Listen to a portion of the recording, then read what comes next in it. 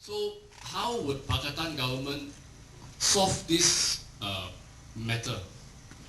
Thank you. Okay, thank you. Yeah, on crime, that is a national issue that we have to address, and I think we gave you a reasonably good answer just now. The country globally, overall, is to tackle the issue of poverty, yeah, and go back to the root of it. And what we learn in economics, in behavioral economics, is a new branch of economics. People are looking at this idea that criminals come from broken homes. So let's try and run programs to solve single motherhood, try and solve the issues of broken homes, and then hopefully in the next generation, in 15 years' time, when the young kids who are in a desperate situation become criminals, that doesn't happen. Yeah? So we have to go back to the root issues rather than just more police, more machines, more things. So it has a dual purpose. What you can do is you can read this book called Freakonomics. I'm plugging a book. Some of you who have read Freakonomics, that big book, and Super Freakonomics, they talk a lot about how crime is related to single motherhood. And those are something that we'll consider seriously. Now, the question is on balancing. Oh, balancing federal and state, okay.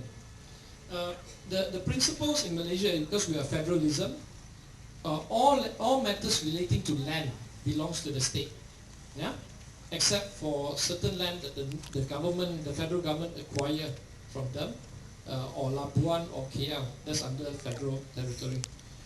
Because they control land, they control also the mining rights, they control also agriculture issues. So how do we then say if Pahang or Johor continues to be under UMNO, but we rule Putrajaya, how do we help Johor in terms of agriculture policies, right? Well, first thing is we're not going to discriminate. We're not going to discriminate whether the way that Barisan Nasional runs the country, where like Kelantan and Terengganu at one time was under opposition, they punish them. They just don't bring development to Kelantan, don't bring development to Terengganu.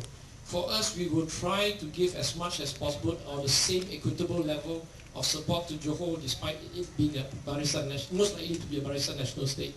Yeah. Now, whether they will adopt our agriculture policy or not, that remains to be seen. But the most important thing is, if we have technology like seed technology for agriculture, we will offer the same to them, and as an option whether they want to take it up. Yeah. And also the other thing that we want to look at seriously is decentralizing government. DAP has pushed very hard for a decentralized system of government, where to give back more power to the state to run themselves by essentially allowing them to tax a certain percentage of income tax. If it comes from Selangor, should go to Selangor rather than 100% go to the federal level. So we're looking at that seriously, and we hope to make smaller governments, in the sense that the local government or the local state government have more say in the management, and that they don't have to rely so much on the federal government. The federal government policy that Barisan Nasional has been using is called divide and rule. They take everything, and if you are BN state, we give you money. If you're not, we punish you. And this kind of thing has to stop. And it has to stop from us, because when we become Putrajaya, we don't want to replicate this. Even Johor continues to be under BN, we cannot punish them like that. We should decentralize a certain percentage of income tax back to them, because we're not fighting to rule for 55 years to replace Barisan Nasional. We're fighting for a two-party system, we're fighting for real democracy, and we're fighting for localized state democracies. Yeah? Okay? So believe us that when we get to Putrajaya, it's not just about maintaining power, it's about rewriting the rules, rewriting the way we govern this country, and we will adhere to the spirit of federalism that was first mooted by our country. Okay? Thank you.